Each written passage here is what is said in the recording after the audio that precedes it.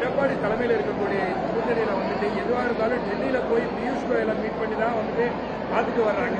அந்த கூட்டணிங்கிறதே வந்து டெல்லியில முடியாது. இங்க இருக்க ஒரு சூழ்நிலை எப்படி எடப்பாடி பழனிசாமி தலைமையில் ஒரு கூட்டணிக்கு நல்லாட்சி கொடுக்க முடியும் அப்படின்னு சொல்லி ஆதரவுச்சுன்னா கடந்த வாரம் இங்கே கடந்த கடவுள் நடந்த கூட்டத்தில் விமர்சனம் பண்ணிருக்காங்க. நல்ல கேள்வி, அருமையான கேள்வி. முதலமைச்சர் அண்ணன் யூபிஎஸ் முதலமைச்சராக இருக்கும்போது பியூஷ் கோயல் தமிழ்நாட்டுக்கு இன்சார்ஜ் கிடையாது. 11 மருத்துவக் கல்லூரி கொண்டு வந்தாங்க. எத்தனை திரும்பி சொல்லுங்க? 11 மருத்துவக் கல்லூரி கொண்டு வந்தாங்க. பியூஷ் கோயல்கிட்ட கேட்டுட்டு அவர் கொண்டு வரல. வந்தே பாரத் ரயில்கள் கொண்டு வந்தாங்க. பியூஷ் கோயல்கிட்ட கேட்டுட்டு கொண்டு வரல.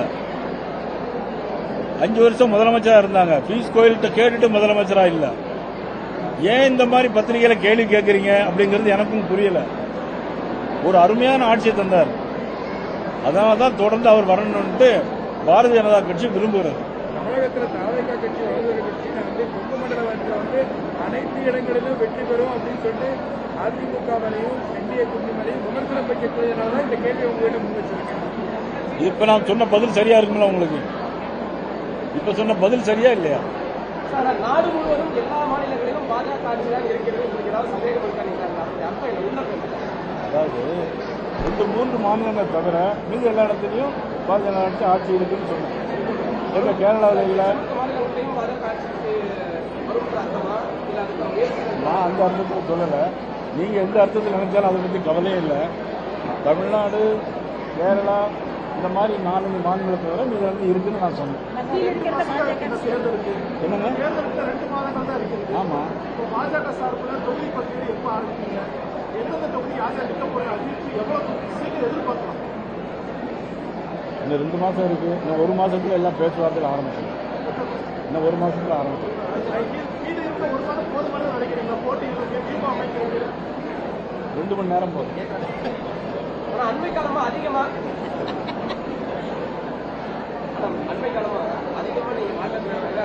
கோவைக்கு முக்கியத்துவம் கொடுப்பதற்கு நிறைய நிகழ்ச்சிகளை கலந்துக்கிறீங்க. மற்ற மாவட்டங்களை விட கோவைக்கு அதிக முக்கியத்துவம். அது வடக்கு தொகுதியில மத்திய தலைவர் இல்ல, நான் இன்னைக்கு தான் வடக்கு தொகுதி வந்திருக்கேன். கோவையில் அதிக ஆர்வம், அதிக முக்கியத்துவம். கோவையில் அடிக்கிறீங்களான்னு கேட்கறீங்களா? நான் கோவையில போட்டி போடல. மொத்தமாவே வந்து பாஜக தலைவர்களோட முகாமா வந்து கோவை முகமா மாறி இருக்குங்க. எல்லாருமே வந்து கோயம்புத்தூர் அதிகமா கான்சென்ட்ரேட் பண்றாங்க. அதுக்கான இதுதான் அவங்க கேட்கறாங்க. நேற்று காலையில் நான் திருநெல்வேலியில் இருந்தேன். என்னுடைய தொகுதியிலாம் பார்த்துட்டு வந்தேன். சாயங்காலம் மதுரையில் முகாம் பண்ணிட்டு பிரதமர் வரக்கூடிய வருகையெல்லாம் சொல்லி பேசிட்டு மதுரையை முடிச்சுட்டு வந்திருக்கிறேன். இன்னைக்கு கோயம்புத்தூர் வந்திருக்கிறேன். நாளைக்கு திருச்சிக்கு போறேன். நான் எல்லா இடமும் சுற்றிட்டு தான் வரேன். உங்களுடைய கேள்வியில் தான் கோவையிலே இருக்குது. விஜய் பாஜகவின் முக்கியமாக செயல்படுகிறார். யாருங்க? விஜய் பாஜகவின் முக்கியமாக செயல்படுத்த தயாநிதி மாறன் வந்து சொன்னது வந்து என்ன அர்த்தத்தில் சொன்னார்னு தெரியாது. ஆனால் எங்களுக்கு எதிரான மனநிலையில தான் விஜய் அவர்கள் எல்லா பேட்டியும் கொடுத்துட்டு இருக்கிறாங்க. ஆனால் விஜய் எங்கள் கூட்டணிக்கு வர வேண்டும், உறுதியாக போயிடக்கூடாதுன்னு சொல்லி மூத்த நிர்வாகி தமிழிசை சவுந்தரராஜன். அது முன்னால் என்னன்னா, மதிப்புக்குரிய தமிழிசை சொன்ன கருத்து வந்து சரியான கருத்து. எல்லாரும் ஒருங்கிணைந்து செயல்பட வேண்டும் என்று அவங்க சொன்ன கருத்து வந்து தவறானது கிடையாது.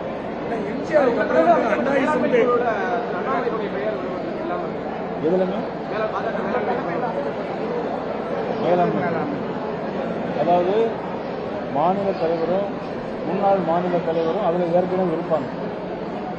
அவர்களுக்கு இன்னைக்கு தமிழ்நாடு முழுவதும் 24,000 இடங்களில் தெருமுனை கூட்டங்கள் நடத்துறதுக்கு அவருக்கு பொறுப்பு இருக்கு.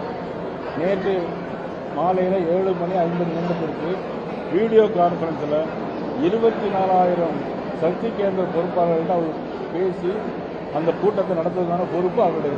முன்னாள் முதல்வர் எம்ஜிஆருக்கு பிறகு வந்துட்டு அனைவருக்கும் வீடு உணவு அப்படிங்கிற இதை வந்துட்டு 2 திராவிட கட்சிகளுமே விட்டுச்சு. அதை வந்து தாவேகா விஜய் அவர்களால் தான் இது பூர்த்தி செய்ய முடியும். நடிகர்கள் நாட முடியுமானா வந்து அவருக்கு அப்புறம் இவர் தான் வந்து எல்லாத்தையும் இது பண்றேன்னு சொல்லியிருக்காங்க.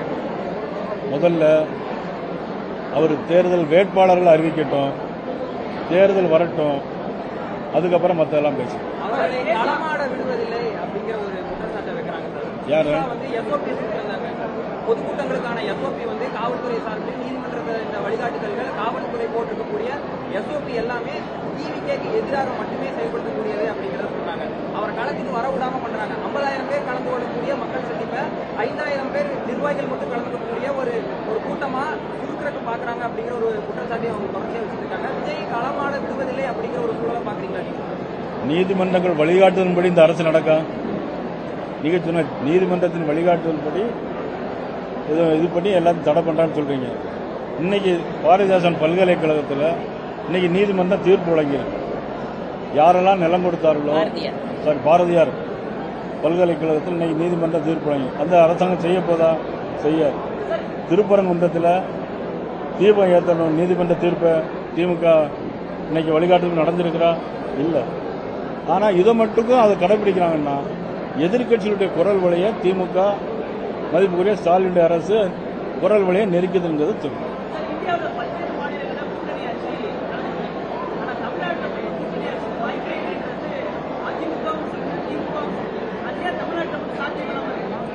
நாங்கள் அதை பற்றி ஒன்றுமே கருத்து சொல்லவே இல்லையே.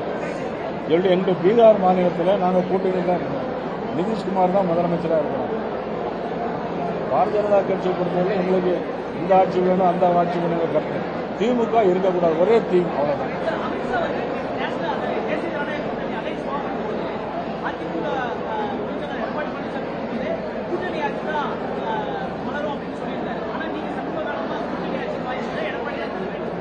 அவங்க சொன்னது கூட்டணி கட்சியுடைய ஆட்சி அப்படின்னு சொன்னாங்க.